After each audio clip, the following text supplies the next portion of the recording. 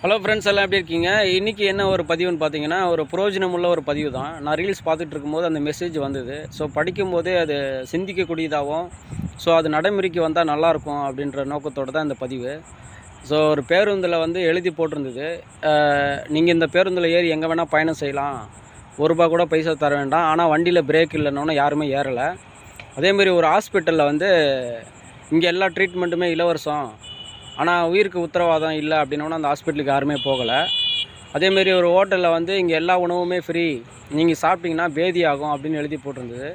அதனால் யாருமே அங்கே சாப்பிட போகலை.